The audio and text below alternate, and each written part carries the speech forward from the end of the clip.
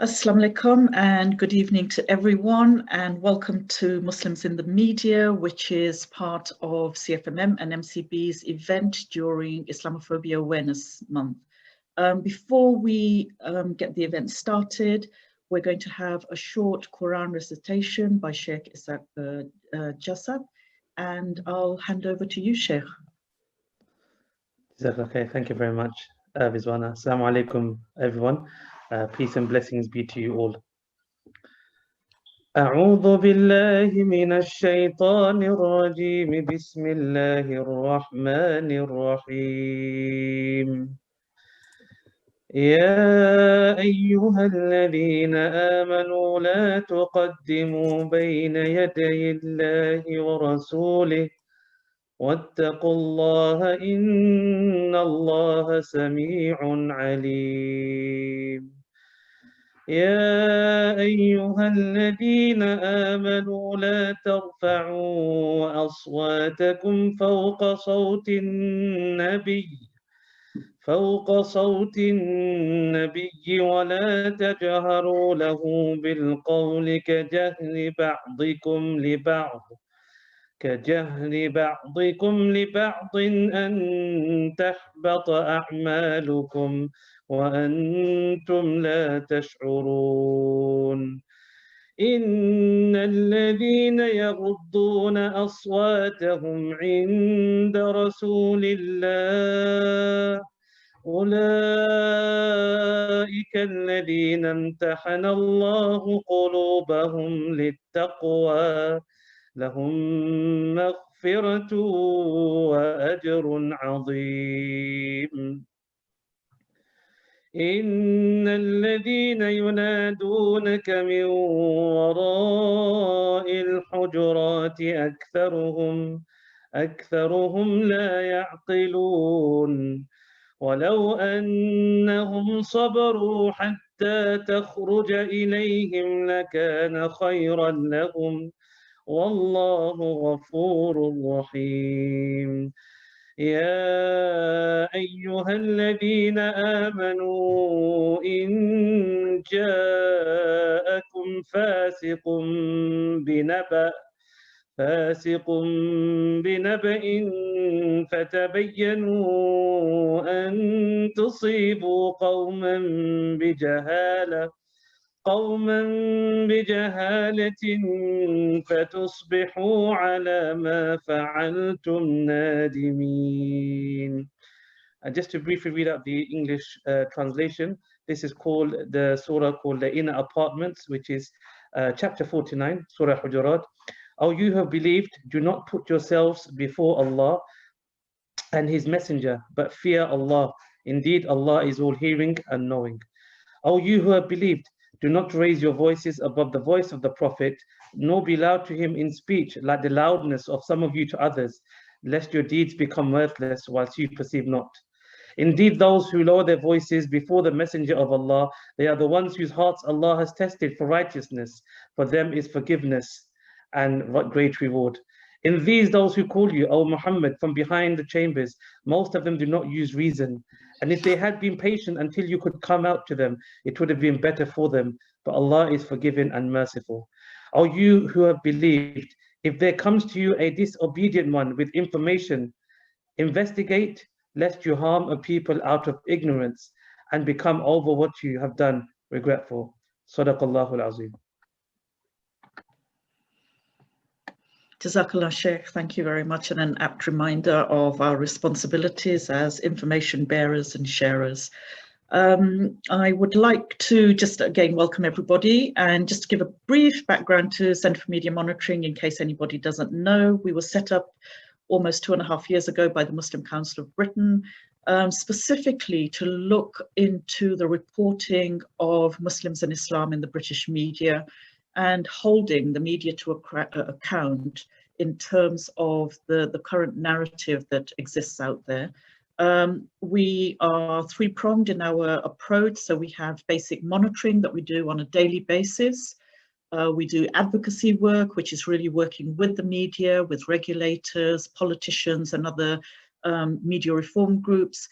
And then we have our community empowerment arm, which is really training community members to also take the onus of challenging the media. And we run various workshops, you know, press release writing, how to monitor the media, how to complain, how to conduct interviews if you're called upon, and also events like these.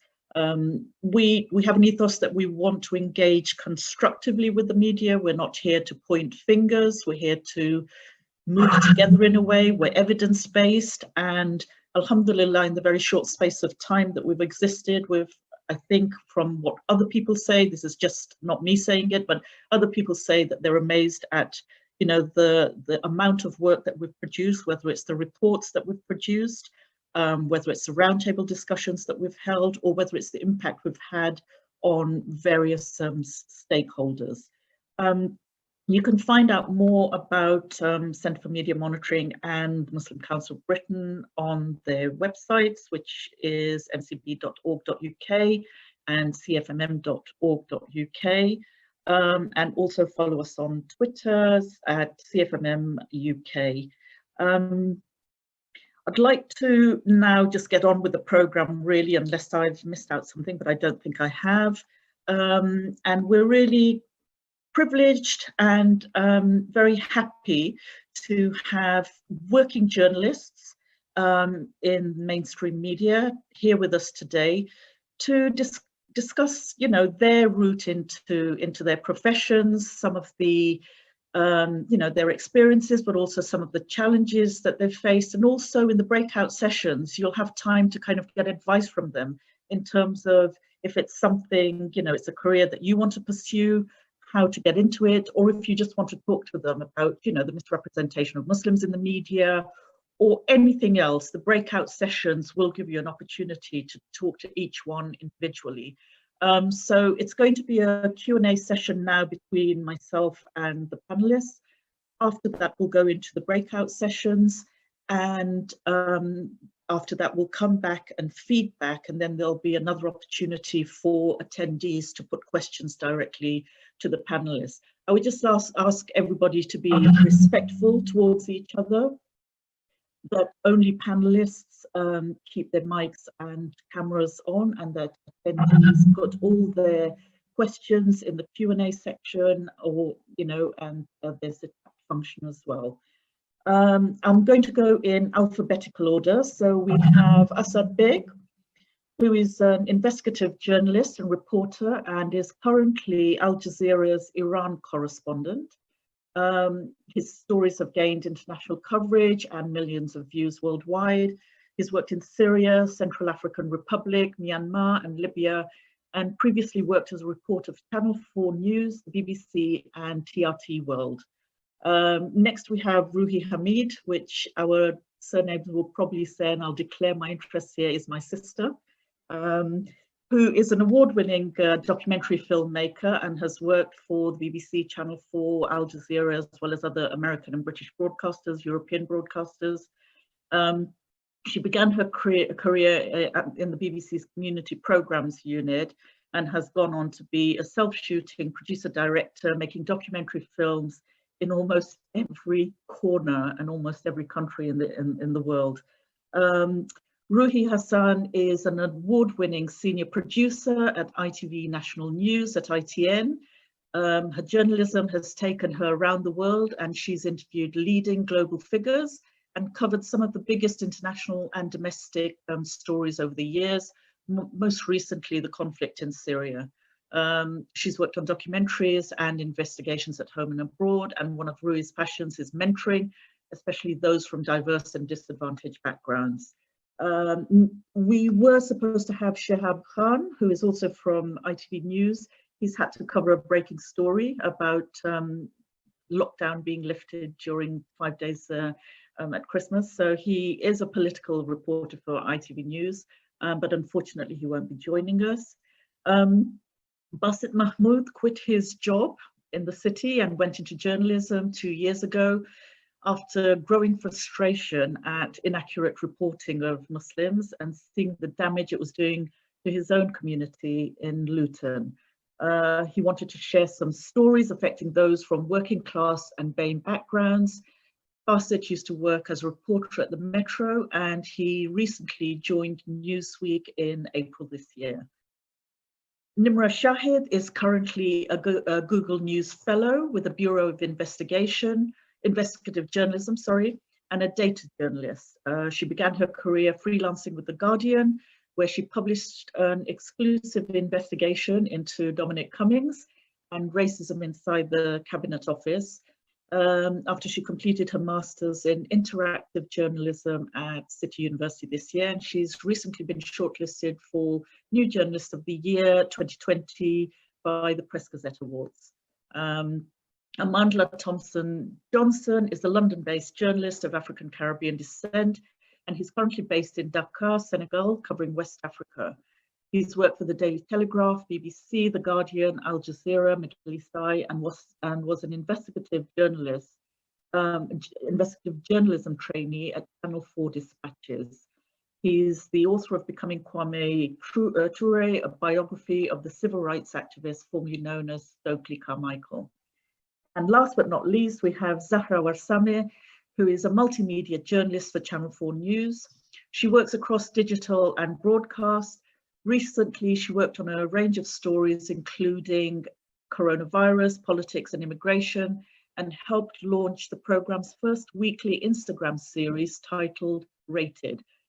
Before that, she freelanced for a number of news organizations, including Al Jazeera English and The Guardian. So welcome to all the panelists, and can you all switch on your cameras, please, and your mics?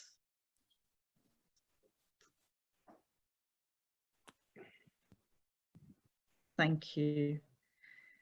So I'm going to actually kick off with the two youngest journalists and who've recently joined the industry, and that's Nimra and Zahra. Nimra, I'll ask you, what motivated you to go into journalism? Because I know it wasn't a lifelong passion for you, but you've ended up there, and you really enjoy the profession that you've entered. But what was it that motivated you? I think for me, journalism was about doing a form of public service and informing people about what's going on through accurate and reliable means, and telling stories of communities that are underrepresented. But also, I have a real passion for I just really wanted to be enriched by the world and to share that with other people. And I think journalism is a way of seeing history happen. And I've always been interested in news and current affairs. And there were a number of times during kind of my undergrad where I had tried to kind of break into journalism through doing like different forms of work experience and 1 or 2 weeks here and there. But I'd often find that I'd sort of hit this peak where I'd do some work experience and then nothing would really come of it. And I started to feel like there's only so far you can go just doing unpaid work experience. It's not financially feasible. So I ultimately, given the reason I wanted to go into journalism was about wanting to make a difference to other people, I decided to pursue other passions like working in policy and working in the third sector. But after a while, I realized that wasn't really nurturing my creative side. And so about a year later, after traveling, I came across a fund from the Aziz Foundation to go and study at City. And I thought, you know what, if I'm going to do this and pursue this passion, it's going to be now. So I decided to apply for that. And I picked the interactive course, which I found was very different. It really appealed to me because it was about this kind of new digital form of journalism, looking at like data journalism how social media works and how we interact with audiences. And I found that really fascinating because I feel like that's where a lot of our news is going, and the way it's going to be sort of shared and disseminated in the future. I'd like to bring Zahra in here, because Zahra, you are a data analyst, I mean a data journalist. Try and explain to us a bit what that entails and why you think that may be kind of like the future, really. I'm actually a multimedia journalist, so slightly different. I think Nimra. Oh, you're a multimedia, right? Okay, sorry, multimedia journalist. Yeah, I didn't mean multimedia. I think it's different because it's pretty much where news is going. I think before people would obviously get the news on a screen or on a paper, but now reporters and news organisations have realised actually they can cultivate and have audiences all over the world. And I think every journalist has realised that actually there is an incredible opportunity to have their work reach a far larger audience, and it doesn't take away from this. It doesn't take away from the reporting. I think it just gives it a brilliant platform where others can share that information. So I think in that sense, it's really great. And actually for young journalists, is also a brilliant way to get into the industry. It's new, it's evolving. So there's still like a lot of opportunities there that people can grab if they really want it.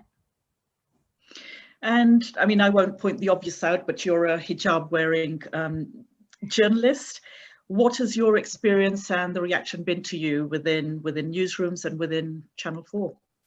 I think it's been a mix, I guess. I think for me, I've always said this, actually, not just at Channel 4, anywhere you work as a hijab wearing woman, I feel very visible outside of in societies at large, in the streets and towns, etc. But maybe at times in the office you can feel quite invisible, and that you might have to assert yourself further or more to kind of be heard. And that's just kind of, I think, the natural sense. There might be some just pre-assumptions, etc. But I think when it comes to journalism, it gives you an opportunity to push yourself further because you're being driven by stories. So I think it gives you an opportunity to really fight for them if you really care about them, regardless. And I think people do pay attention about that. And do you think your faith kind of drives you in terms of the kind of stories that you want to cover, or the perspectives that you give to it? I think my faith drives just not my work, but who I am as a person. I think it drives the stories I'm interested in, the people that I want to speak to, the integrity in my work just as much as well. I want to do honest work, and I think that's rooted in my faith as well, that I'm expected to do, to go out and actually try my best and kind of push myself further and ensure that the work I do is work that I as a Muslim can look back and feel proud on. And I think that does mean a lot to me.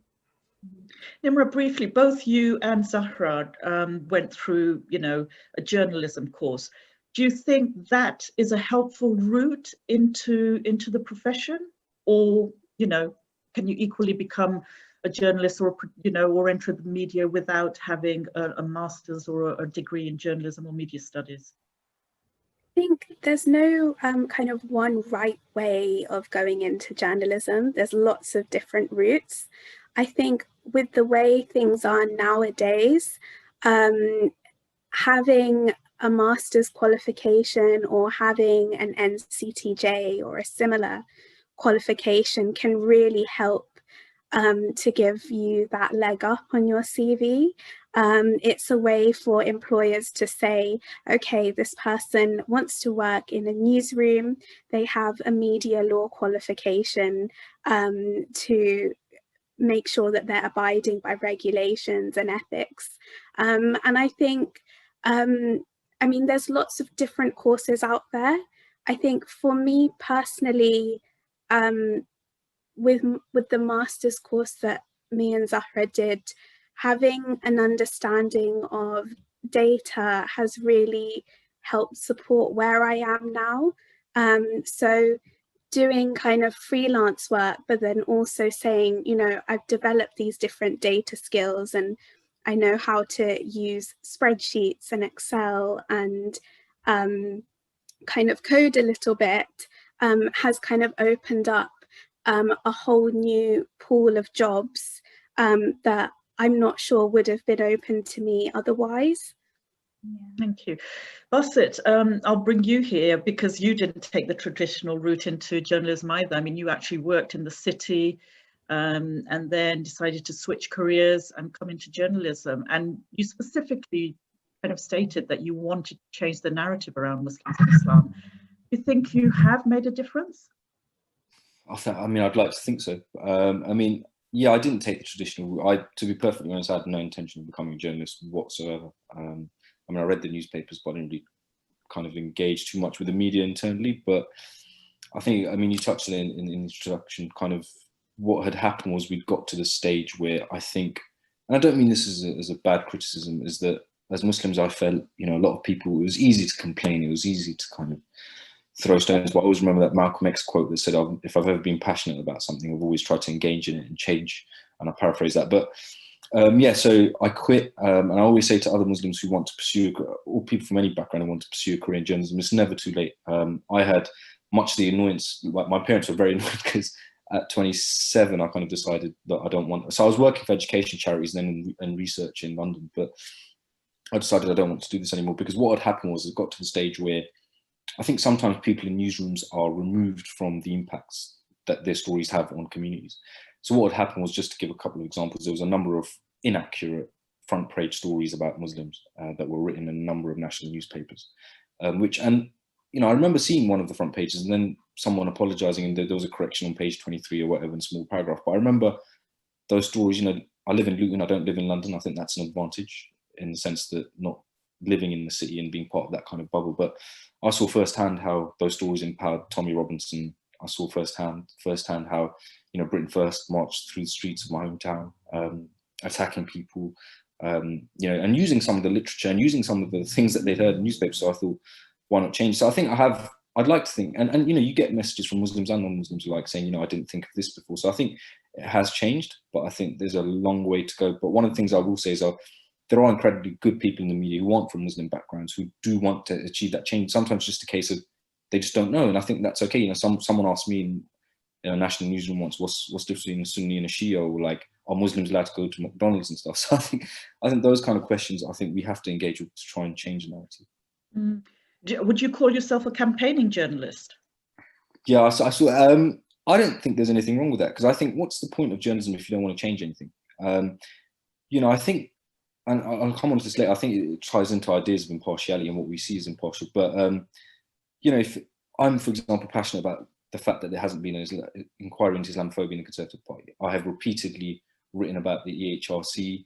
I wrote a number of exclusives on that. People said, you're a campaigning journalist. But I think, well, if my campaign is against bigotry, if my campaign is against anti-Muslim racism, and if my campaign is for equality for all groups or tackling economic inequality, then I'm proud of being a campaigning journalist. I think, you know, you've got two choices. You can either sit on the fence, but I think it also kind of ties into ideas of what impartiality is. We saw that with the Nagam and Chetty row at the BBC. I mean, it's not just a case of bringing in BAME journalists or working class journalists and Muslim journalists. It's about taking on board what they see. And for too long, I think people think that the middle class experience, for example, and journalism is dominated, 94% is kind of white, you know, and less than 11% come from working class households. Those values that people see as impartial aren't always as impartial as people think.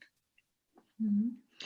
Asad, you're a foreign correspondent currently for Al Jazeera, and Al Jazeera was kind of set up specifically to give a different perspective on stories, you know, whether they were in Muslim countries or around the globe.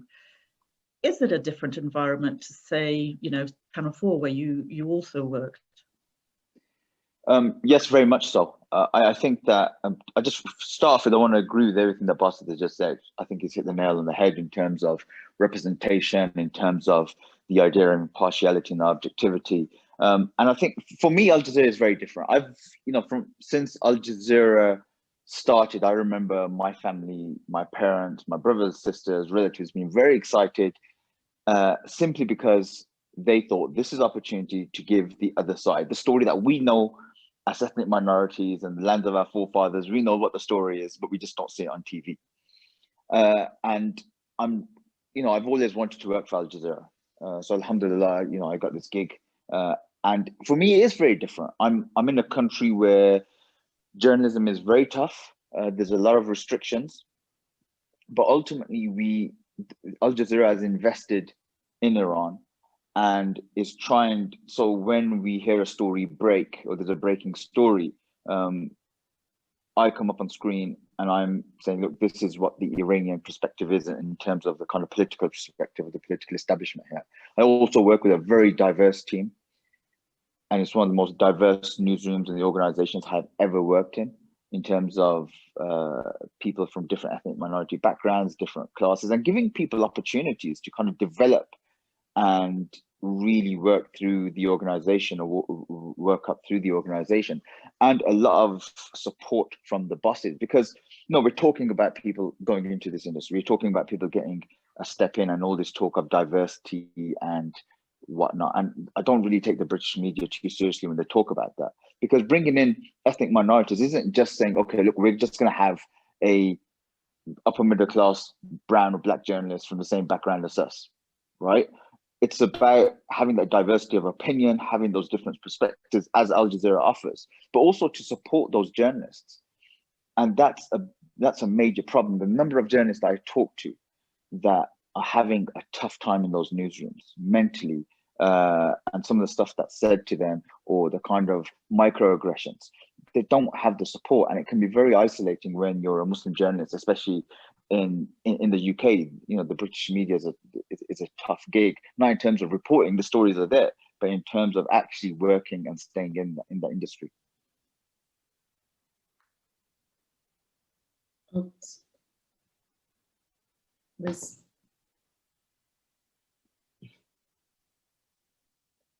Everyone's gonna mute. Sorry, no, Amanda asked me to mute while I wasn't on and I forgot. No, I was just saying that we'll come on to more of that in terms of people's experiences, I said, but what I'd like to ask you as a foreign correspondent, do you think it's easier to kind of set the agenda because you're in the field, or are the stories very much driven by news wires and what people pick up, in the newsroom or in news gathering in London or elsewhere? A bit of both. So sometimes a story will drop on a newswire. The desk will call me and say, Asad, what do you make of this? Is this worth covering? Is it not? Because you're in Iran, and actually there's an incredible amount of respect and kind of given to me as the correspondent here, because they say, look, we're taking your guidance on this. Other stories, we're the ones that are pushing it. Say, we have an idea, we want to do this. This is the access that we have. Can we do that?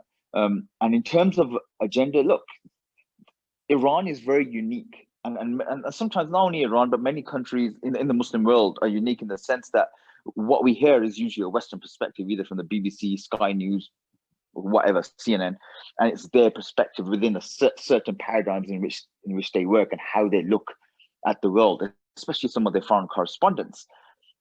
For us, it's very different. It's like, the amount of people that watch us from the global south, and they want to hear, look, what's going on in Iran? What's the Iranian perspective on this? So the United States are saying this about sanctions, or saying this about the killing of Qasem Soleimani.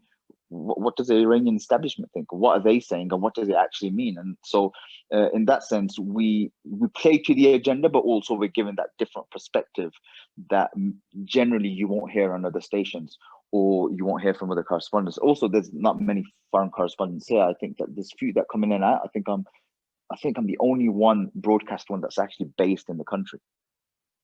Right.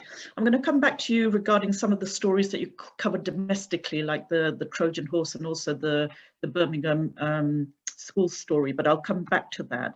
Ruhi, Hasan, not Ruhi, Hamid. Ruhi, you've kind of managed to, and you've covered a lot of stories around Muslims that have made, airtime that don't quite fit the normal conflict paradigm. Has that been difficult, or have you found, that it's been easy to get those kind of stories on air in a different perspective? Thank you, and thank you to those who've organised the event and everyone attending here, firstly. And it's really freaky to have someone else with my name on the panel, by the way. That's never happened before. What I was going to say is that I got into journalism just because I was really keen to tell untold stories and stories of, injustice around the world. It was my uncle who remembers what I was saying when I was 8. I don't even remember, but I didn't know how to make that happen until I saw sort of a young Asian person in our community who'd become a local paper journalist and thought that might be for me because I knew I liked writing. So I'd say that when I started in my career, I just knew that I wanted to be a journalist. I wanted to be the best journalist, and I wanted to tell those stories. And starting out, I was involved in every news story given to me.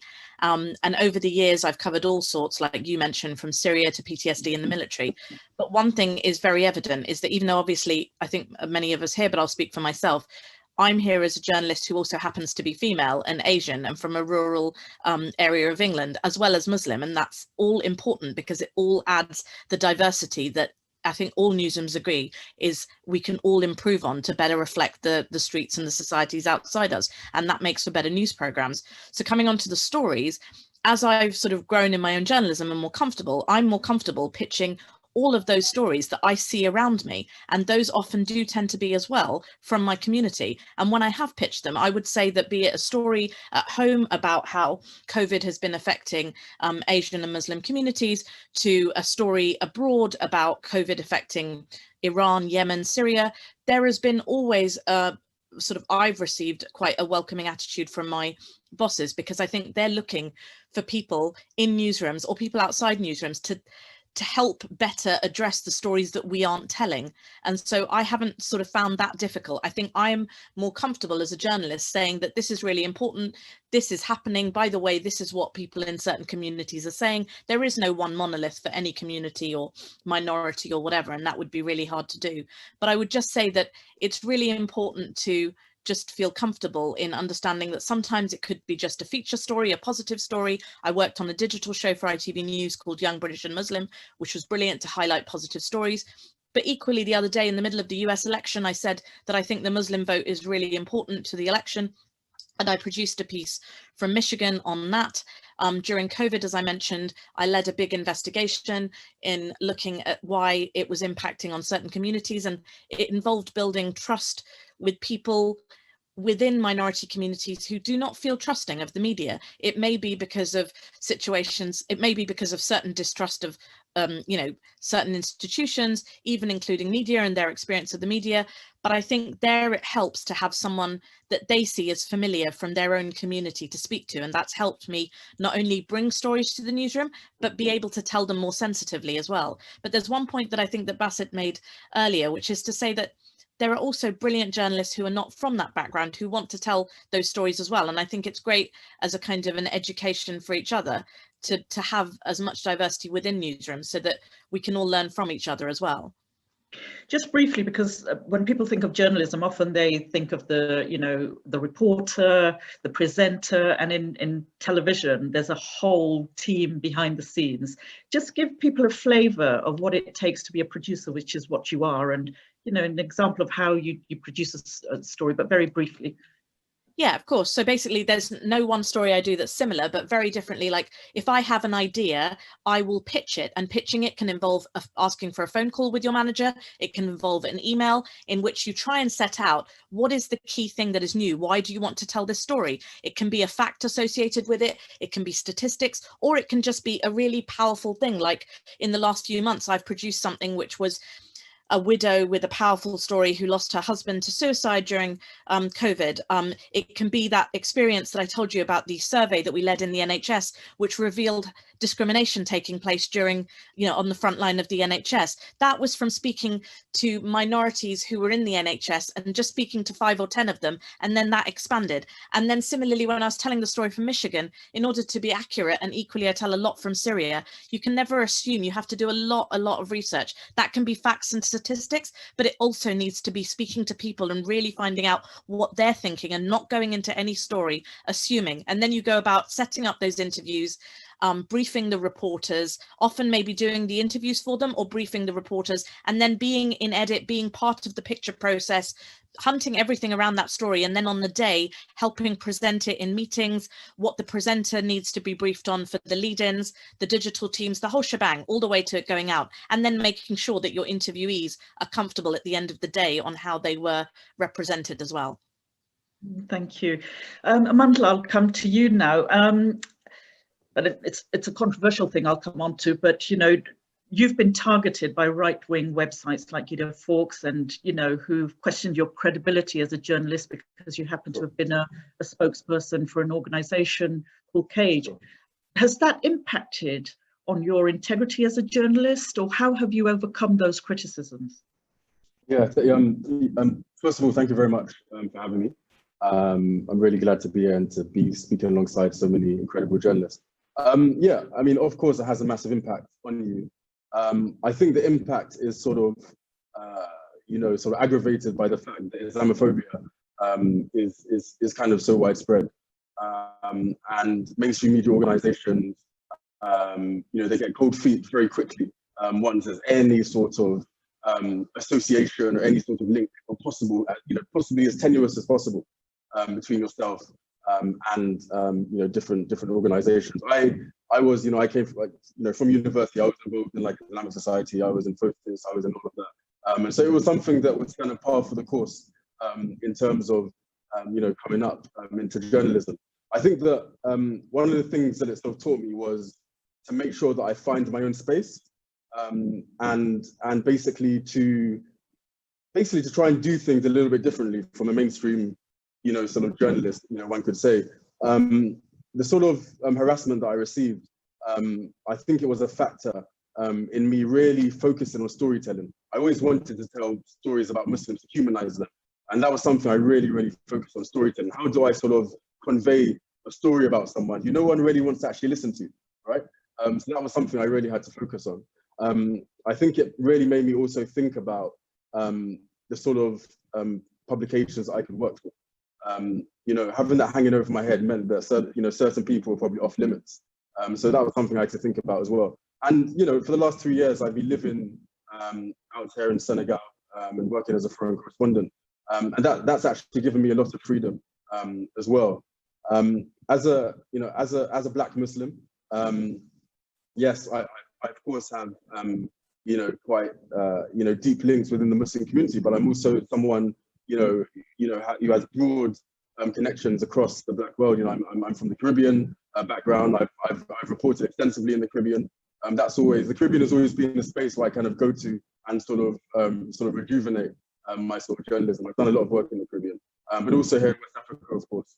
I've also worked across the continent as well. So for me, it's been about sort of having to be a bit more strategic, and trying to find places where I can still make a difference, where I can still do the reporting that I want to do.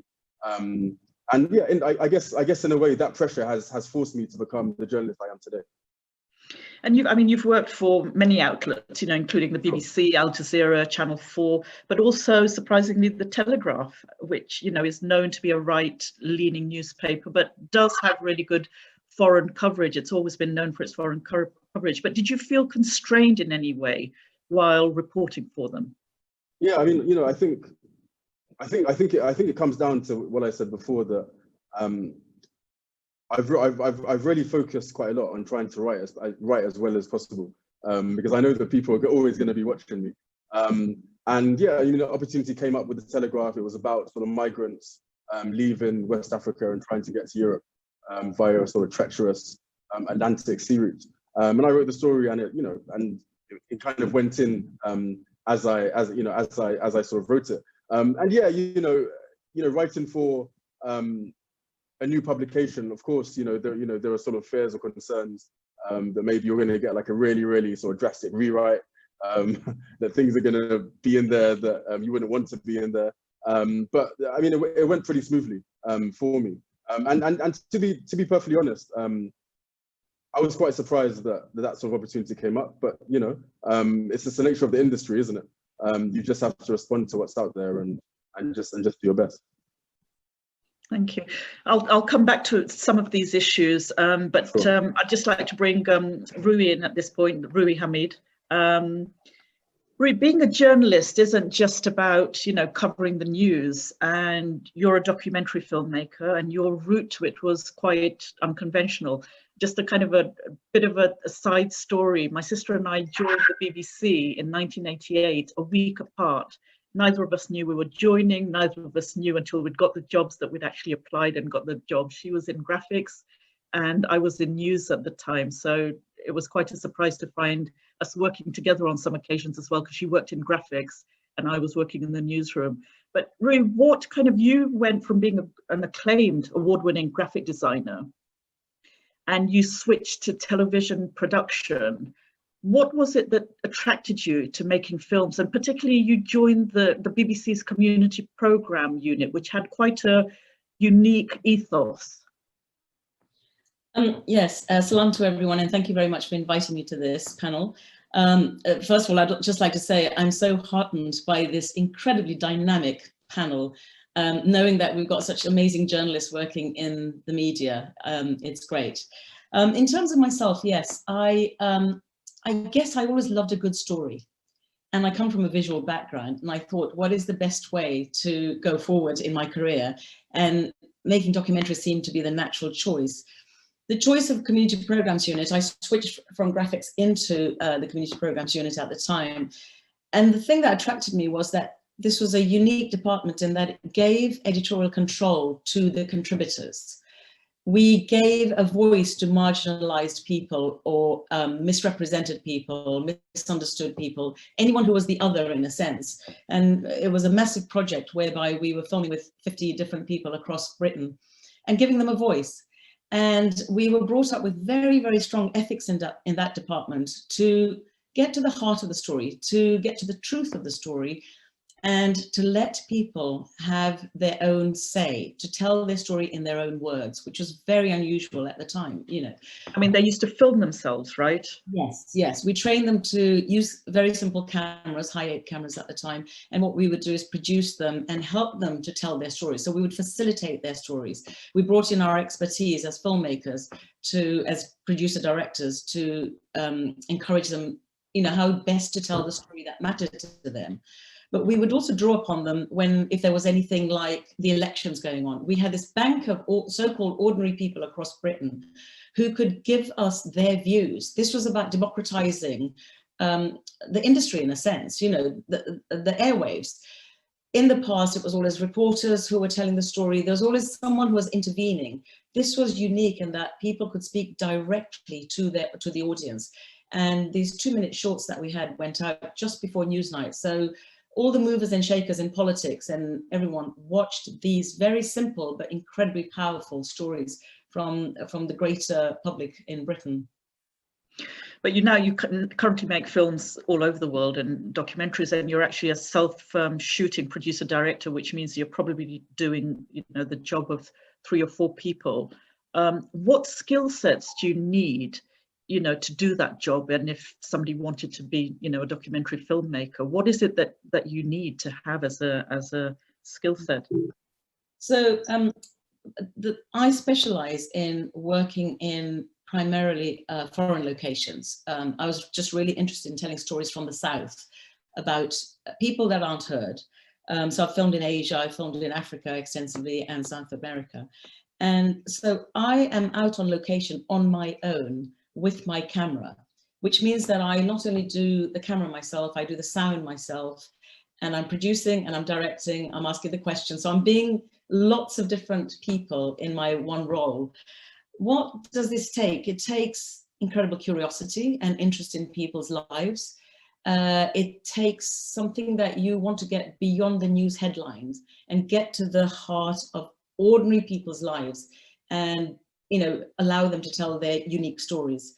It also takes a lot of tenacity. You're on location on your own. There's all sorts of risks, and I've focused a lot in what one would call danger zones. So I've been to war conflicts, I've been to disaster zones, or sometimes just remote areas of Africa, let's say. So it takes a lot of tenacity. It takes a lot of organizing. You need to be incredibly practical. You need to be nimble on your feet on the ground. So whether it is that you're keeping yourself safe or keeping your contributors safe, more importantly, or the local teams that you're working with on the ground. So all these responsibilities lie with me as a director.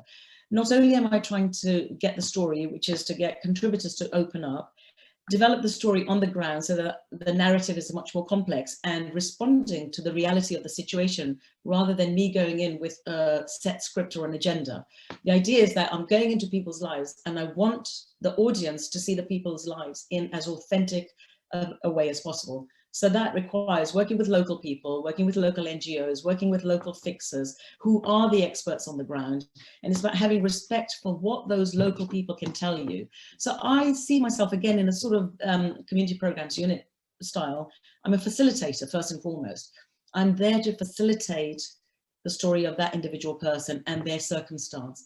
And in that, I'm hoping that people in Britain who are watching it will watch it with some kind of understanding. They may not know the subject, but I want them to like the people, I want them to understand them, and I want them to have empathy, really. That's the most important thing, is to have some kind of empathy to people whose lives they may not come across. So that's, I think, in terms of being on the ground. Then, of course, there's the whole edit process. When I bring back a film that I've shot myself, in the edit, again, you can be looking at hours and hours, like 40 to 60 hours of material, which you've got to distill into a 1 hour film. And there you bring in all your skills of structuring a story, you know, finding the dramatic moments, finding the hidden gems, because quite often in my documentaries, because they're not scripted, I have to look for the story. I have to find what's interesting here. And I like that because it means that I'm finding stuff that even I didn't expect, I didn't know, because it's come from the people themselves. So it's very important for me to structure the film based on what I'm finding on the ground. And then, I'll let you go into more details about that probably in the breakout session, because there'll be people who'll be asking more specifics, but I'd kind of like to open it out now, because we've got some questions. We've got another kind of 10, 15 minutes before we go out into your breakout sessions. And I'll open this up to all the panelists. There's questions coming in terms of, people are asking whether any of you, I mean, some of you have already answered this, have kind of come across Islamophobia. That's one of the questions. But the other question is how being a Muslim influences you in the way that you work. Is there anyone that would particularly like to answer that? If you can put your hands up. In terms of the panelists, if there's anyone that would like to address that question in particular. Asad?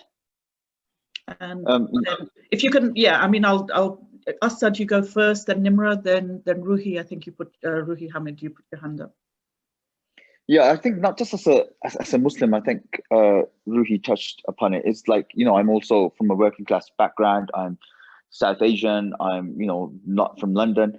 I think these influence you in the sense that I grew up watching stories and watching my dad criticize them on TV, knowing that there was another narrative, knowing that sometimes we weren't hearing all the sides. So, and also being from the communities and being accountable to those communities. So many times I said to my bosses, I said, you guys can film. I think Basit was talking about this, about the impact on communities. You can do a story and it can be negative, and you just go back to your upper middle class area in North London and no one says anything.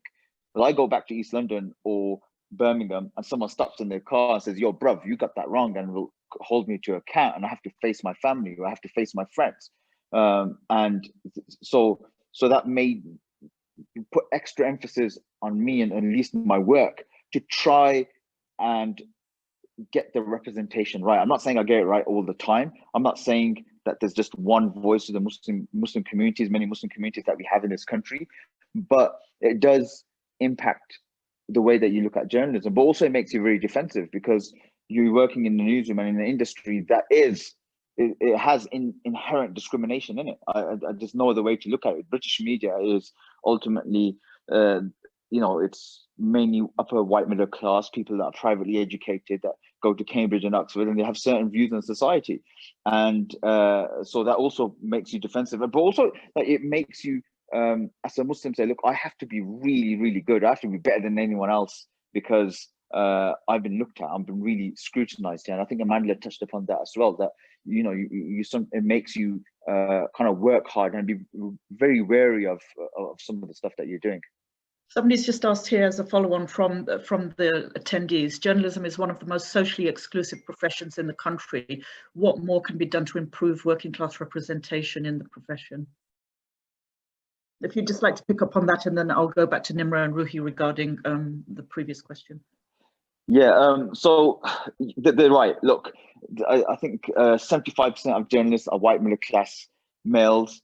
I think 94% are just generally white. Muslims make up 0.4% of the industry when we're 5% of the population. If you do a class breakdown of that in terms of working class, is even less. Like you even get Muslim journalists that are privately educated. So there's not a lot of working class representation. I think I'm not sure I have the answer. I think that sometimes like we have to force the industry to go to different recruit in different ways. So stop recruiting from Cambridge and Oxford and some of those university courses that it costs a lot of money to go to, that you have to have a certain backing. Like, for example, City University, I couldn't go to City University. I had a place, but I couldn't afford it. I couldn't afford the fees. And even if I could get a scholarship or the money for the fees, I couldn't afford to live in London. So that already excludes certain people. So you have to diversify where you're recruiting from and how you recruit. I had one Muslim journalist, I said to her, how did you get a job at the BBC? She goes, the editor turned up at Oxford and said, I'm looking for a Muslim woman and you're it, because you know, I was like, can you not see how problematic that is? And she said, yes. And she agreed. So I think we have to diversify the way that we recruit. And the problem is, I don't think these bosses know how to go out into these communities and actually look for people and try and get them interested. I know Ruhi Hasan is itching to get in on this one because you've done quite a lot of work here. Ruhi, do you want to just come in on this in terms of diversity?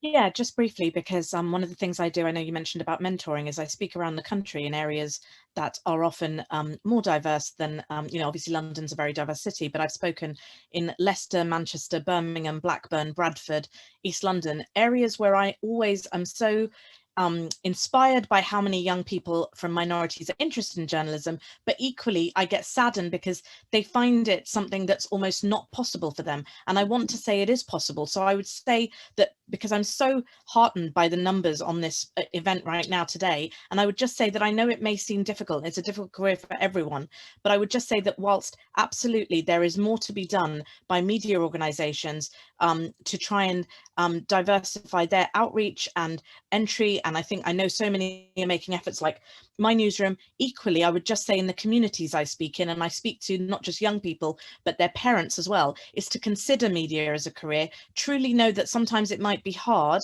and I'm sure Nimra and Zahra and stuff can comment as well, but if you don't give up, because it was really sort of, you can come from all sorts of background. I was told no at every level by my teachers, by my community, all sorts. No one responded from anywhere I applied to. And now I'm still saying that I am in my dream career, and I've been doing it years later. So I just say, hang in there and know that you're at this event. There are people here who can help you. And there's sort of, we all need to sort of meet halfway in order to help do this diversifying and helping improve representation from all sorts of communities in the media. Thank you. There's another question here that is talking about positive narratives. And somebody said that they've found that local outlets, newspapers, tend to be more sympathetic towards local communities vis-a-vis, how national news covers. Basit, maybe you can come in on here. I mean, is that the case? Is local news better than national news? And this concept of positive narratives, I'll throw out to other people, but if you can tackle this local versus national. You'll unmute yourself, Basit.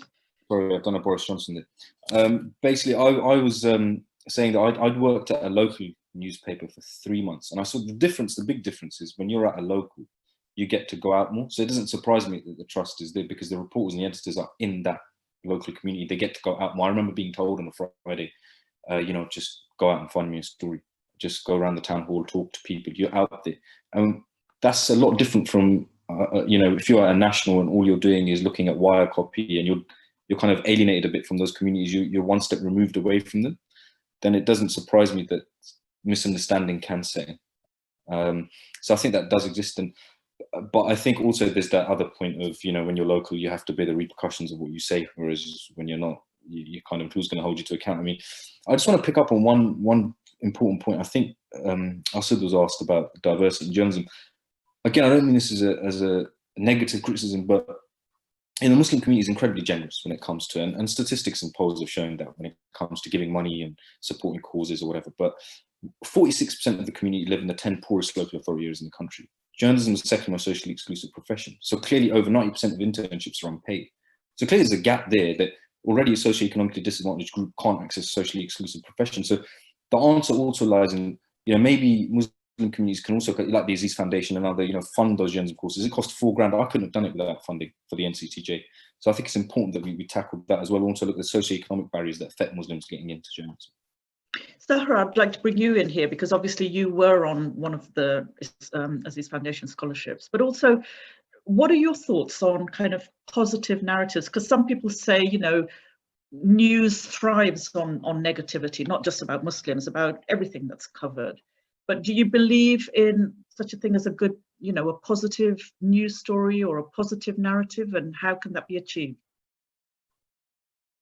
Unmute yourself, Zahra. Here we go again.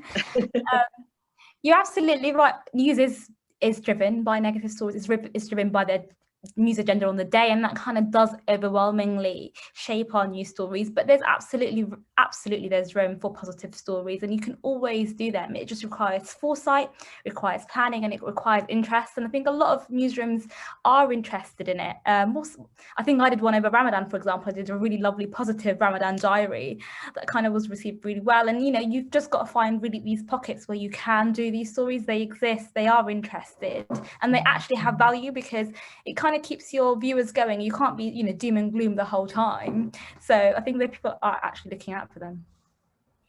Nimra, I'll put this one to you.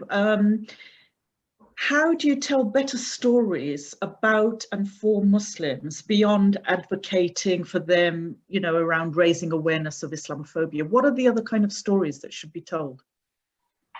There's plenty of stories that can be told around Muslims, and I've been reading recently as well. Sometimes I think there can be a huge emphasis on, you know, we have to tell a certain story about Muslims in order to counter Islamophobia, and actually looking at the beats that already exist, like tech, business, finance, science, and everything that's going on around the country, and then looking at how, well, you know, what are Muslims already doing and how can they already be incorporated into those stories. And going back to kind of what you mentioned around advocacy as well, for me, I find that just doing that through straight reporting as well. And I think kind of going back to one of your questions about Islamophobia too, and whether that's been experienced. I remember that a while ago, I think for my very first byline, I wrote this story about this really important report which had come out about employability and Muslim women and what could be done to improve their chances. And when I pitched it, I really wanted to write a news report, but the editor wanted me to write it as an opinion piece. And then when the story actually came out, there was so much abuse online that almost I ended up becoming part of the story, even though that was never really my intention. And so for me, even just allowing myself to be removed from that, and to make sure that it's the people who are the focal point of my story that are being forefronted, and having an impartial role in that, that's really crucial as well, like to go beyond advocating. And I think as well that sometimes it's more than enough to state the facts, and to just say, you know, this is the information, and it's for the readers and the wider public to make their own informed opinions about those. And also drawing on a really interesting point that Amandla made earlier about kind of finding gaps as well. That's a really good way of kind of in terms of gaps in reporting and gaps in the news, that can be a really good way of breaking in, because I know one thing that I found was that when COVID hit, and sort of my work experience got cancelled, and I thought, I don't know how I'm gonna break into journalism and find that opening. And I saw in the chat someone had said, you know, it's so competitive, how do you even start? And a lot of people don't realize that the phone lines and the landlines for newspapers like The Guardian and The Times, you can literally just call them up and you can say, I've got this story and I really want to write it. These are my top lines. Who's the editor who's on shift that day? Can I email you my story? And that can kickstart something. And then once you publish your first story, and there can be a few rejections along the way, and that's fine. And you know how to write that story, you just keep going back to them with pitches, and that can be a great way to build your name and create what's becoming increasingly popular, which is a kind of portfolio career. So where you get recognized for the stories that you're bringing to the table, and often that can open up a lot of opportunities, editors kind of messaging you and reaching out to you to say, hey, you know, I've got this job or this freelance opportunity or this fixed term contract, you know, would you like to apply? I think you can go into more details when we go into our breakout sessions, which we'll do in about a couple of minutes. Amanda in the background, I just need a couple more minutes just to put some questions to some of the other panelists. Ruhi, I'd like to ask you, because as a freelancer, you know, it's quite a difficult world out there, and especially now with COVID and everything. But in terms of getting your ideas commissioned, how is it to get, you know, how easy is it to get ideas commissioned, and what kind of ideas get commissioned? Is there a particular type that, you know, always gets through and others get rejected? I mean, I think it's really difficult to get ideas through anyway. It doesn't matter who you are. But if you are a person of color, a woman, a Muslim, whoever it may be, it's that much harder. And I think the thing is that our ideas are always scrutinized that much more. We have to prove over and over again that this idea is relevant or that it's interesting. You know, you're always given, well, what's the British angle here? Is this not a bit too niche? So the thing is that for us to prove that this is a universal idea, it's about, you know, especially in documentaries, it's about the character, it's about the human story. And in terms of telling Muslim stories, I think, you know, we have to be, I don't think there's anything wrong with us picking up on stories that may be critical to our community, because as journalists or as filmmakers, you know, we're not just doing the good stories, but the important thing is to tell that story with some kind of honesty, seeking the truth and having some kind of empathy towards the characters. Whenever I'm making the documentaries, after 9/11, I made my career in a way in covering Muslim stories. I was sent to Pakistan to do stories. I did a film about Muslims in America. The thing that I always keep at the back of my mind is this person could be my mother, it could be my father, it could be my brother, my sister. How do I want them portrayed? And the thing is to portray them in their truth. And if you do that, the goodness comes out. You have to trust that you're telling a good story. So you don't have to go looking for the positive stories as such. I think the positivity is always there in every story. It's whether you've got the nuanced way of looking at it. And this is where you have to challenge the stereotypes, you have to challenge the tropes, and you have to fight with your editors or commissioning editors or whoever it is to try and push that nuanced view through your documentary or, you know, report. Amandla, I can see you nodding your head vociferously there. Do you want to come in? Mike, yeah. Yeah. I mean, I absolutely agree. When you asked the question, my thing really was that a story that can seem negative, right? If you humanize it, it becomes something completely different. An example in my sort of case was writing about the sort of hundreds of Trinidadians that went off to fight for ISIS, basically. I mean, you know, it sounds, I mean, it is a nightmare, let's be honest, but by reporting on that honestly, you start to uncover something about that society, something about those people. You know, those fighters who left had mothers. You know, they left people behind. There's a story behind that, right? And sometimes by shedding a light on something which people have ignored, you know, that is a real positive for a lot of people. And that's something I've really found, you know, throughout my sort of career. I've tended to sort of do these sort of, you know, marginal or sort of slightly scary stories, you could say, but purely for the reason that these are the stories that are usually on the front pages of newspapers done really badly. And my whole thing was to try and do them in a way that is sensitive and that humanizes those, you know, those characters as well. One of the things I always try and also think about when doing these stories is how can I sort of break down some of the sort of stereotypes, you know, that people might have as well.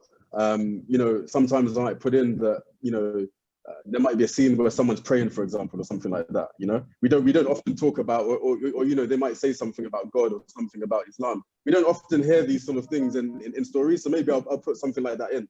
You know, if it's said, I wouldn't ignore that, for example.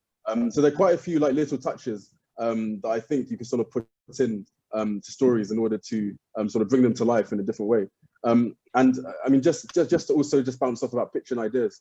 I agree. I mean, you know, as someone who has to sort of live on sort of you know, pitching ideas, it is really difficult. And for me, what's really interesting is that I'm working in a francophone country, in a francophone zone, right? And you know, I've reported in Mauritania, which is like an Arabic-speaking country, but it's kind of ignored. And I've done some stuff in Mali, in Guinea. I've basically reported in countries that people have basically not even heard of before. I did an article in Mauritania, and someone said to me, "You spelled Mauritius incorrectly," you know. So and that actually has been like it kind of means actually that when I come up with something which is in local terms not really incredibly exciting, for a sort of, you know, from the British perspective, it can look a lot more you know, sort of exciting if I sort of package it in the right way. So that's something that I've learned as well, to find original things about places which can sort of add to the knowledge or understanding, you know, the Britons or whoever's reading the stuff might have. Yeah. Brilliant. Hasan, I'm going to come to you very briefly because people are really anxious to get into the breakout sessions to talk to you individually. So I'm going to ask you to answer this really quickly, even though it's a really huge issue. But in terms of having covered the Trojan horse story and the Birmingham school story, was there anything that you had wanted to say on Channel 4 that you couldn't? And just keep it very brief, because I'm sure within the breakout sessions this will get touched on or afterwards, but just very briefly, if you can. I think generally the answer to most of that answer working within the British media would be yes. I probably wanted to say stuff that I couldn't. I think that's the standard within the British media, because there's a set paradigm and kind of narrative that's already sometimes set. That there's a certain leeway that you're given, but it has boundaries. I can't even remember what I did for Channel 4 on Trojan Horse, because I've done so many stories. But Trojan Horse was personal to me because I was brought up in that community. My dad didn't send me to that school because it was crap at the time. And then suddenly what I see is the school doing really well, and then all the national media land on it and say all these kids are becoming extremists. It's run by extremists. I grew up with the kids that went to those schools. They were my friends. It was my community. So I felt like it was my responsibility to kind of shed some light on it that we weren't hearing from the other journalists and other news reports. Maybe that's something you can discuss in your breakout sessions. So Amanda, if you want to come in quickly here and just explain the breakout sessions. Amanda? Yeah, Assalamu alaikum. Can you hear me okay? Yeah. I'm just adding myself to the spotlight. Assalamu alaikum. I want to say Jazakallah khair to our amazing panelists and to the audience for joining us this evening. This brings us to the end of the panel discussion portion of the evening. We're going to go into breakout rooms now, which is your opportunity to have a little bit more of an in-depth discussion with one of the panelists. For those who have joined us on Facebook this evening, I'm going to say Jazakallah khair, and our live feed will now come to an end. So Assalamu alaikum wa rahmatullahi wa barakatuh.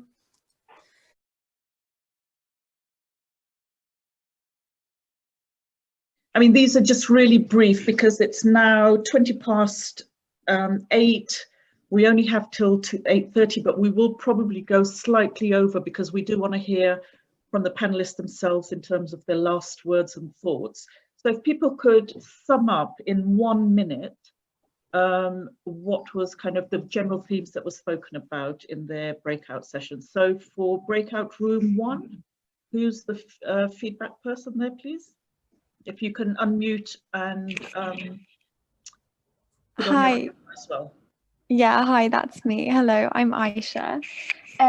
So yeah, we spoke about loads of different things. One of the main points was presence being the main thing that makes a difference. So actually getting into the newsroom, being in there, no matter what the industry is like, no matter what company it is, being on the inside is the best way to start producing the narrative that you want to produce and tell the stories for people that haven't been able to tell theirs.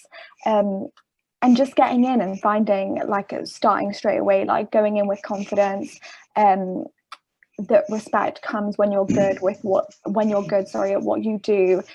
So proving yourself that way and like being a team player, speaking about your ambitions, what it is that you want to do, and just really going in with the mindset of, okay, this is a story that I want to tell, this is why I want to tell it, and telling it.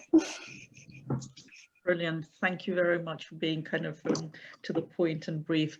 Breakout room 2, I think I'm just looking at the breakout sessions.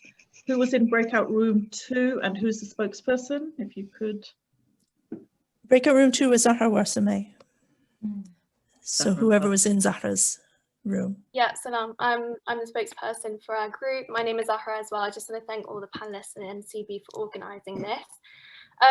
To be honest, coming away from the conversation with Zahra, the thing that struck me the most was the fact that we as Muslims are talked about so often in the news, that ultimately we are the news, and if anything, that should really drive us to kind of accurately represent the stories and the narratives that ultimately are us and about us. And as a hijab wearing woman, Zahra was kind of talking about the challenges that she can face in the newsroom, and the balance between this kind of stories that you can do, but also the trust that comes with that, depending on the stories that you do. And the sentiment I took away from that was, you are in a position that other people may not have access to, and sometimes you can use that to your advantage, and you're representing groups that other people don't have the privilege to. And she also ended with persistence is your best friend, in as she put it, and making contacts. And when you're trying to network, sometimes it can be quite awkward during the pandemic, if you prefer face-to-face networking, and just literally asking editors straight out what you want from them is the best course of action, not to shy away from that, and that can often get you the best opportunities. Great, thank you. Breakout room 3 was with Ruhi Hamid, who's the spokesperson feeding back.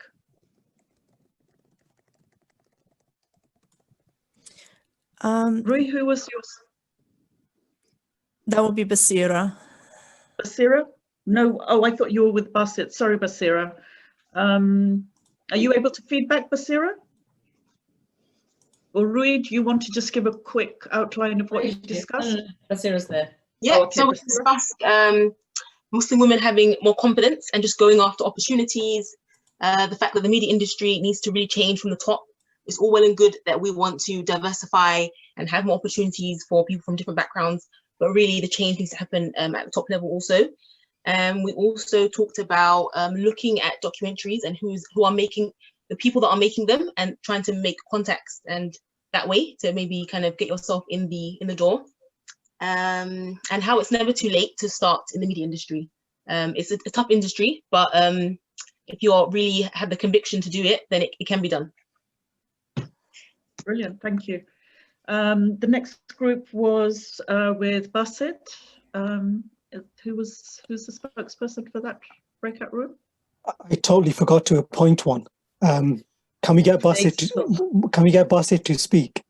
Because Basit, if you could quickly just recap what you was discussed. Yeah, there was a lot of questions around can we if you kind of, what qualifications do you need? I think that's something that I probably should have picked up on at the beginning as well, around, should I do the MA, should I do the NCTJ, what if I can't afford it? I think a lot of people ask questions around funding, and, you know, I highlighted the kind of Media Diversity Fund. There's also organizations you can apply through the Aziz Foundation, but also around even why we as a Muslim community can't crowdfund. I don't think there's anything stopping us, but also those questions around, how do I transition from print to broadcast to other forms of journalism, as well as, and there was kind of questions around, you know, I've always wanted to get involved, but the media put me off, but it's kind of making sure that we do persevere. And I said that kind of, I'd always been taught by my mum that hopelessness was a kind of sin in Islam, to give up hope, and that kind of flies in the face of everything we've been taught. So kind of giving up and throwing your arms in the air wasn't an option.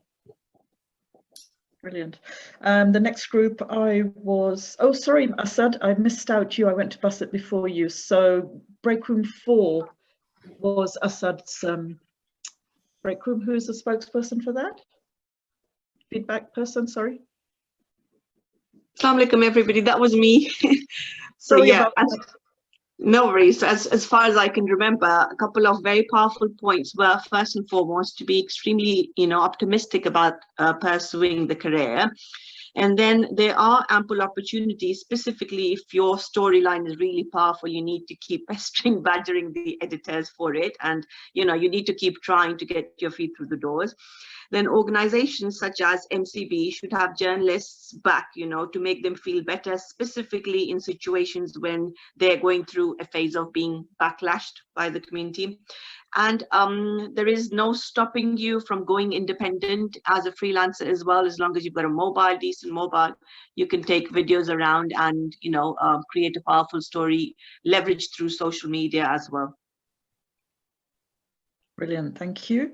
I was in Amandla's room, and that's Salma who is feeding back. Yeah, hi, that's me. I'd also like to say thank you to MCB and also the amazingly talented panelists even. Yeah, so thank you, Amandla, for a really amazing discussion that we had. We started off, I'm just going to go through quickly the topics, reality TV shows and whether they are suggesting the idea of covert Islamophobia. And I think one of the examples was given First Dates, I believe. I've not seen the programme, so there's a bit of discussion about that. And then we had an Irish journalist amongst us, Ala, who was also investigating. I think it's looking at the how being a Muslim can also almost make you the target as well. So she was investigated by the special branch in Ireland when she was doing a story about the comparisons of the Guantanamo Bay and the some of the, oh, let me just remember it quickly. I did take a quick screenshot of it. Sorry, 1 second, I won't be long. Yeah, so the similarities between the Irish hunger strikers in the H blocks up north of Ireland and the Guantanamo prisoners. So again, she was a target for that and had special branch officers investigating her. Also, Amandla said about looking into ethnic media, for example, the Islam Channel, if that's a really good place to start. I think there's that familiarity there as well. Also, Amandla was discussing about how to pick your battles. So when you do go into the profession, really think about what kind of stories you want to tell. Also, we read out some of the questions that people had written in the chat space, and this whole thing about if we're challenging the stereotypes in Muslims, are we considered as angry Muslims? And Amandla kind of discussed that point with us and said, actually, no, just keep going. If there is a point to be made, then make it, because it's really important that we're not seen as just angry Muslims, and those stories are relevant and they need to be told. There was lots of other things that we spoke about as well, but I know that you're pushed for time. Thank you, Salma. Okay, last but not least, it was Nimra's room, and I know you didn't appoint a feedback person, so either Nimra or Rashida. Nimra, do you want to quickly feedback on what was discussed? If you remember, I know the questions were being put to you, so I'm not sure if you remember everything, but just the general areas. You're on mute. not working. Rashida, do you want to, or anyone else that was in that session? Yeah, it's fine. I'm happy to. Okay. Yeah, so we just generally talk about how it is important for you to take actions, and that there are quite a lot of opportunities out there that we just, as Muslims interested in the journalism or media, we need to find those opportunities. And Nimra shared how she got into the Google News, how she pitched her stories, and how she was able to convince the Guardian to actually publish a story. And she also shared with us that it's very important to have like role models to encourage Muslims to get into the media, and how these events such as the one we are having today is very important to actually encourage more people to get into the media, and also about selecting the stories that you want to push out there, and something that you are passionate about, and that it's important to you, and you can actually pitch very well. So I guess that was that we discussed quite a lot, but those are the ones that I can quickly put out here now. Thank you for that, Rashida. I know it's almost 8:30, but I hope the panelists can kind of just bear with us if we go over maybe 10 minutes, if that's okay with everyone. What I'd like to do, I will come back to the panelists to kind of give a sum up, of your thoughts and kind of tips and advice to people. But if there are a couple of burning questions that any of the attendees still have, that they would like to ask, if there are any. If not, I am going to go to the panelists. Amanda, can you see if there are any particular questions that haven't been covered in the kind of breakout sessions and initially that we've missed?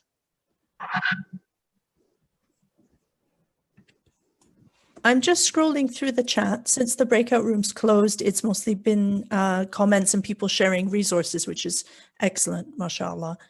Okay. But I don't see any further questions. If anybody, there are a couple of questions. Somebody is asking, has anyone ever received a reply from Al Jazeera News? That's obviously not to the panelists, but to participants. So maybe if anyone has, they can type that in the chat box. Exactly. And also perhaps if somebody could type in the chat box, somebody is asking, okay, so Nimra is saying yes. Okay, here's a question. Why is there no Muslim entrepreneurial support for Muslim journalism or journalism focused on Islamophobia, like with other communities? Is there anyone on the panel that would like to tackle that question?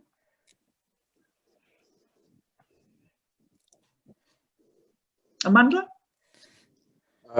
Or Asad? Either of you? I didn't. Yeah, I think this was touched on before. I think one of the issues we have in the community is we're very generous, but I don't think we don't tend to see things like journalism or as being charity, when in fact we need to see them as being charity because they're integral to our sort of existence in this country. And I think it's a matter of us evolving as a community to have a much broader understanding of sadaqah, of charity, and to see journalism as a place where we can all, also donate. I think things have been moving. I mean, the center is an example. I remember at Ramadan it had like a sort of crowdfunding and people giving money, so that things are moving. I think in a sort of different direction. There's East Foundation as well. So yeah, things are happening, but I think we still have a long way to go. Thank you for that.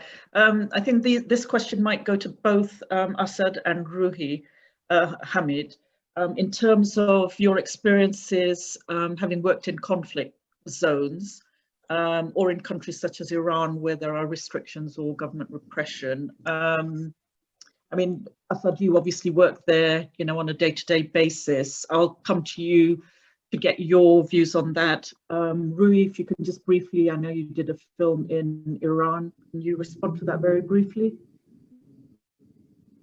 Yes, I mean, I think filming in Iran was tough. I don't know how Assad does it, but I was making a film about women in Islam, and we were followed the whole time. We were watched all the time. We got arrested twice. But what was interesting is that we had access to amazing people.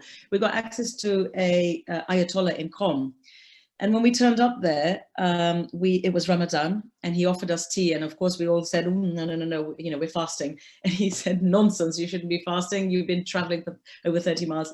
So, you know, I'm using that as an example that whilst we may meet some kind of restrictions here and there, on the whole, I've actually met nothing but generosity and incredible amounts of help. And I think actually being a woman filming in a Muslim country, I've had nothing but positive responses. And so you know, that's a question that's asked to me all the time. What's it like being a woman in a Muslim country? Actually, it's great, because I have had so much of that kind of support. So whilst there are restrictions, I think you can get around them. And in documentary, it's a lot easier. And I think especially with me, because I'm not really filming the sort of government ministers, etc. I'm just dealing with ordinary people, and I'm just under the radar the whole time. Thanks. Assad? Don't want to talk about Iran too much. Yes, there are restrictions. We have a film permit for Tehran, so I can go about and film, but it doesn't stop us getting stuck by cops. I've never been arrested. I think we've been held up a few times. If you want to film outside of Tehran, you have to have specific permission to go and film that in that specific city. I have a press card here, I have residency here. It is incredibly difficult in Iran, but people are really nice. Like Ruhi just said, people are so nice, so generous. I mean, like, you could go out and do a story and people invite you to their house and give you food and tea and whatnot, and give you access to their lives like no other place. Yes, they are wary of foreign journalists because of the history of this place, because of what's happened and what's taking place. But generally, it's a good place to be in. I'm glad I'm here. Can I just add that in terms of conflict zones, I guess the most difficult has been filming in places like Afghanistan and Somalia. There's no doubt about it. Your security is a big issue, and you're always at risk, and you have to do incredible risk assessments before you go out to any of your locations. And I've had hostility from some quarters, you know, in Afghanistan. And obviously in Somalia, bombs were going off all the time, as in Afghanistan. So I can't stress enough that if you're going to work in any kind of conflict zone, you really, really need to be aware of what those risks are, and you have to mitigate those risks with incredibly good planning, having local contacts, you know, doing all that kind of due diligence to make sure that you and your crew and your contributors are safe, as I said earlier. Yeah, just to add about the conflict zones, it always helps if you're with a big organization that takes care of a lot of stuff for you, the kind of logistics. Most of my stuff was done on my own. So I flew into Central African Republic on my own, Myanmar on my own. That's just because I've always wanted to be a foreign correspondent, and I'll do whatever it takes to make it. And I took risks that I wouldn't let anyone take. Like if my son or daughter were going to become a journalist and they were doing the stuff that I would do, I would never let them do it. I said, no way. But that's because, you know, I was desperate. I wanted to do this job, and the British media just weren't going to let me go to Myanmar or the Central African Republic. They're going to send their upper middle class. Anyway, they're going to send someone else rather than me. So I just went and did it myself. But yes, I agree.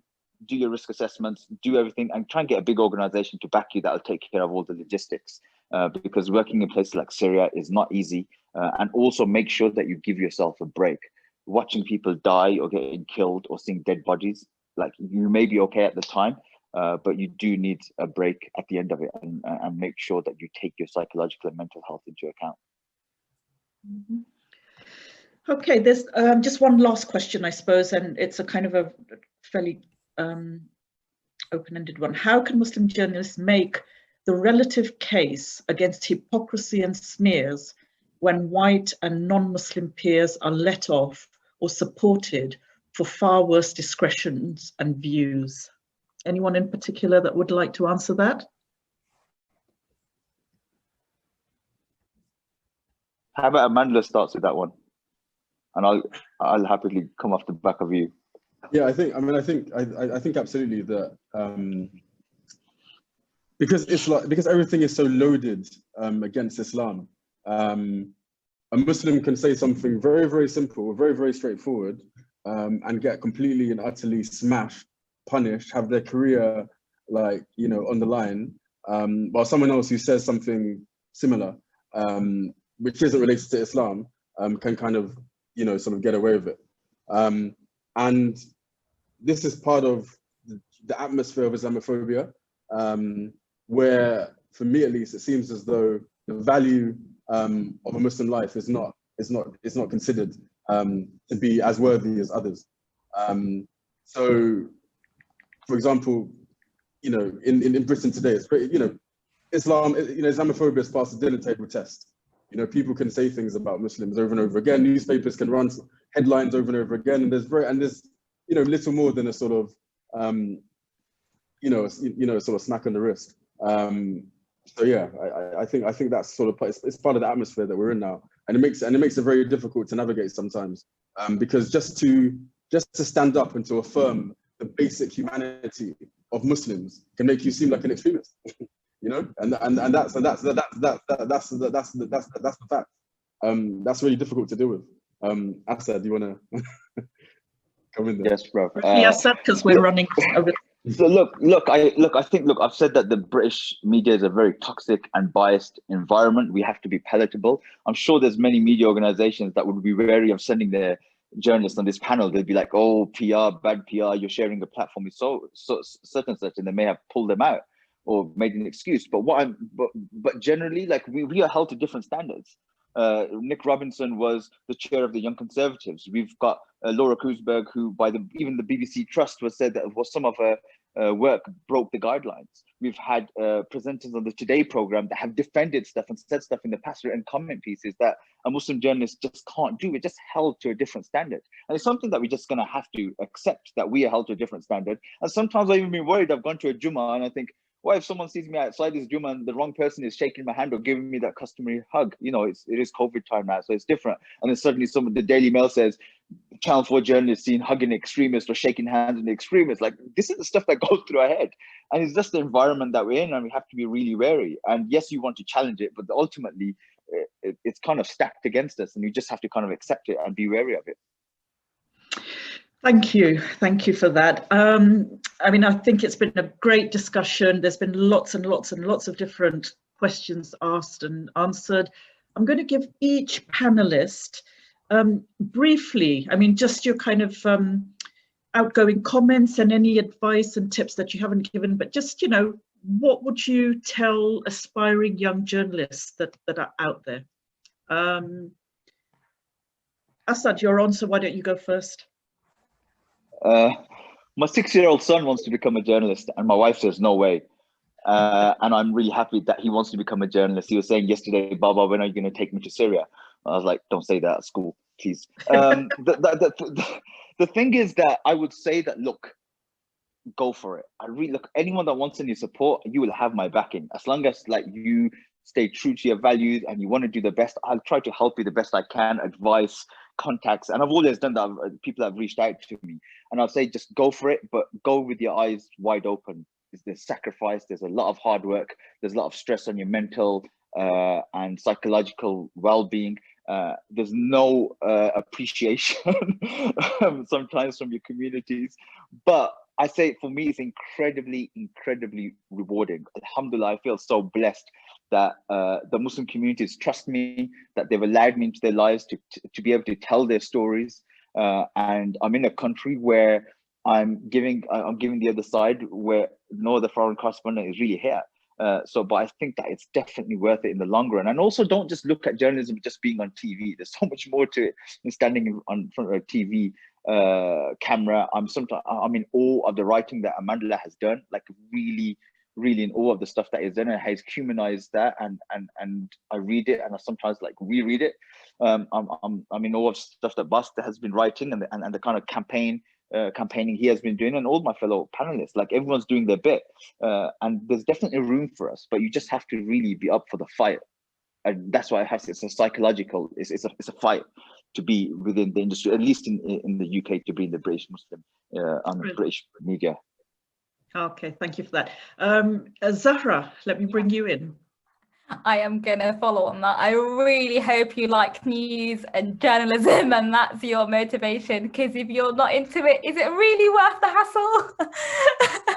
So I think deep down, you really have to be passionate about people and storytelling, because you've always got to remember why you're doing this, because there'll be many moments where you'll be like, I could just walk away and have a much easier life and carry on and enjoying it. So I always tell myself that, and I always remind myself why I'm doing this and the reason I'm doing it. You need that to keep going, but it's worth it at the end. If you love news, if you love storytelling, if you love filmmaking, if you love going out or writing, it's absolutely worth it, and it can be rewarding, and it can, it really can make a change, and it can make an impact. But being in British news, you really have to have thick skin, and you have to be persistent, and you have to kind of really claim your space, I say. So you almost have to go in, just hang in there, even at days when you want to walk away, just hang in there and just remember always why you're doing this, and that it's absolutely worth it. And if you care about the communities you're reaching out, you care about the stories you're doing, you'll get through that persistence. And by the way, can I just say, there is no one way into journalism. Everyone has a completely different experience. Do not rule yourself out. Let them rule you out if they have to, but absolutely do not rule yourself out. It's really important that you kind of put yourself forward, even things that you're not absolutely sure about, and to keep going, being persistent, because my road has been unpredictable. I would not have guessed where I'd end up. So, and I'm sure others won't either. So it's really important to kind of always put yourself forward, and eventually something will stick. It's kind of my advice. Thank you. Thank you, Zahra. Nimra, you're up next on my screen. So thank you so much for having me. And I also just wanted to follow up on so much of what Zahra and Asad have said about keeping your eyes wide open, because you need that thick skin, and also just trusting in the process as well. One of the things I've learned is that rejection is often like part and parcel of journalism. You will get a lot of no's before you get a yes. You might get no's in terms of jobs, in terms of pitches, but you just have to keep going. And once you get those yeses, that's all you need. And then you just need to like leverage those and use those to build those contacts. And don't be afraid as well just to like slide into someone's DMs on Twitter, ask them for like a virtual coffee, ask them for advice, ask them how they've got to where they are, because there's so many snippets like that which have helped me to get to where I am. Find those mentors, find those people that you look up to and are where you really want to be. And also, like in terms of, just adding, I saw this question about supporting Muslim journalists, and just in general, I'd love to see like more events like this, and I'd love to see more things happening like this in universities and colleges. People just knowing, we are out here, and there's all these different ways that you can make a career in journalism. Thank you, Nimra. Ruhi, Hasan? Unmute yourself. Yeah. Really helpful. So I am going to not disagree with all the challenges and everything that everyone said, but I also want to leave you guys with hope, because for those of you who stuck it out all this time to attend tonight, really, really well done. I would just say, I want you to know that I don't feel there's any space that you shouldn't feel that you can't be in. I just believe in dreaming big, guys. And after tonight, write down top 3 places you'd love to work, people who inspire you, put that up on your wall in your notes somewhere to make sure that you can keep that as your goals. I want you not to feel alone. That's really important. It's a difficult career, but so are others. But look, there are panelists here who gave up their evening to be here. It's a reason, because I feel passionately, as I think others do and have said, about wanting to help young people and help diversify our newsrooms. Make sure that, if it's something you're passionate about, make sure you're applying for the work experience, not getting put off by rejections, hitting us up for advice about interviews, standing out from the crowds, looking at your social media profiles, writing articles, pitching stories, all of those things. And there will be several things to knock you down. So don't, give up. It's really, really important that you don't give up. Once you're even in, I've got told all sorts of things. At the height of covering Syria, I got told by even our own community about being a sellout and all of those things, but it was telling the untold stories that I wanted to tell. As Zahra said, don't ever think there's one way. We have traineeships, apprenticeships, work experience schemes at ITV News, at ITN, but we also have job opportunities all the time. But there's also just that opportunity, as Nimra said, to just make sure you feel free to contact people. And finally, guys, don't feel that your background is an unsurmountable challenge. I'm here as living proof, as I think everyone else is here. I've worked in BBC Regional News, Channel 4 News, Channel 5 News, at ITV News, and I'd like to think I'm not the exception to the rule. And I want you to believe that as well. And I just say that with sheer determination, your personality, your voice, you can create your own luck. And I want you to know that I think that my job is an incredibly fulfilling career. From the 8-year-old who wanted to tell untold stories, stories of the forgotten people, I'm honoured to be able to do that. And I recently wrote an article that started by saying the best journalism is representing the voices of the many, not the few. And the best way that you guys can help us do that is by joining us, so that we can help tell those stories by representing those stories with the voices of the many. Thank you. Thank you, Ruhi. Basit. I agree with everything everyone said. I'm trying to think what else I can add, but I think journalism is one of those professions where confidence and the way confidence is perceived is valued. And if you're in a newsroom and you find yourself in one of those positions where you're the only brown or Muslim journalist, then don't kind of always back yourself. And it's, if you're not going to back yourself, no one else will. You can't rely on others to kind of give you that boost. So don't be afraid of backing yourself. And I've seen so much kind of, passion today, and that really makes me happy to know that we're not alone, as Ruhi was saying. So kind of, if you kind of, now it's just a case of translating that passion into applying. Even if your pitches get rejected, don't let that kind of put you down. But also sometimes, I've had pitches where I've pitched something to one editor, they've said, no, this is completely rubbish, whereas another editor's taken it on. So even if you think an idea is worth pursuing, don't give it up. But yeah, and just back yourself and just do it, man. Life's too short. That's all I've got to say. Thank you. Amandla? Unmute. Yeah, sorry. So I think everyone sort of said most of the stuff. I mean, I would sort of build on what's been said and say that, for me, it's been a fight. It's been a real fight. And you just got to kind of dig your heels in. For me personally, what's really helped is to sort of see my journalism as part of my worship, as part of my faith, right?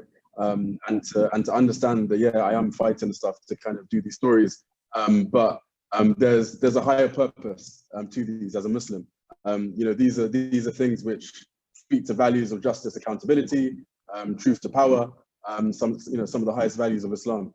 And I think, I've known Assad basically. Assad and I were comrades, if you use that word, in student politics, in the NUS back in the days. And it goes to show that by sticking to your principles, Allah would take you to special places. And the fact that he's a correspondent in Iran, I mean, is incredible. Really, it's one of the most incredible stories I've heard. So yeah, for me, that faith is really at the heart of it. And I would encourage people to also draw on their faith when it comes to being a journalist, because without it, it's hard enough as it is. Yeah. Thank you, Amandla. And Ruhi, Hamid, last. Yeah, I'm going to end on a positive note as well. I sort of concur with everything everyone said. And, I cannot tell you what a privilege it is to do what we do. Can you imagine having the job that takes you out to a location in a far-flung part of the world, and you get access to people who are willing to tell you their stories, to trust you with their stories that you can bring back and share with the rest of the world, certainly the TV audience in Britain. And I'd also say that there's never been a better time to actually enter this industry, because, for everything that's happening in the last few months over Black Lives Matter and everything that's been exposed in terms of a lack of diversity, I think broadcasters are hungry for that kind of representation. They have finally become acutely aware of what they've been missing, and there's room for all of us in there. And I think this is the time for taking that opportunity and going in there with full confidence, believing in yourself, believing in the stories that you've got to tell, that they are unique, they are interesting, and they are universal. And so I would just encourage every young person to do it, because I wouldn't give it up for anything. And I'm still fighting to stay in there. It's got harder and harder, especially with this whole COVID thing. It's not easy getting the commissions as a freelancer. But, you know, I'm someone who thinks I can go on until I'm 70 years old, and I'm pretty old already, but I'm never going to give up, because it is a wonderful job.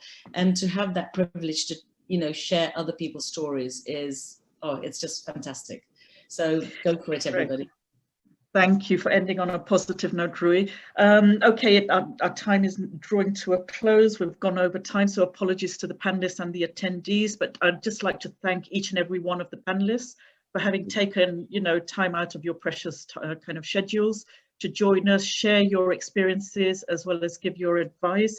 I'd like to thank the attendees who have stuck with us. I know it's been a very long session, but I hope each of you got something from the panel discussion as well as the breakout sessions, whether or not you want to pursue a career or not, or that you're just interested in how the media world works. I'd like to thank the back-end people here who've been working hard to make this event run smoothly, particularly Amanda, who's organized this event. Thank you, Amanda, for all the kind of hard work that you've put in getting all this great panelists together, and the participants. I mean, we had over 200 people attending, which is great. Just to say thank you for joining. Please support Centre for Media Monitoring. It's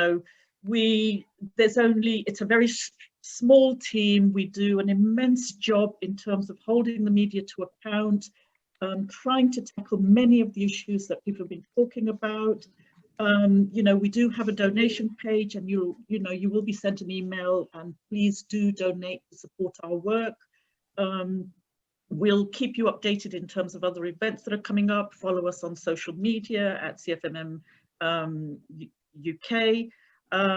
And I think apart from that, just thank you, everyone. And really, I hope everyone takes something away, and that we increase the amount of young people, especially. I think, young people are needed within the media. It's the right time to be joining. It's not going to be easy.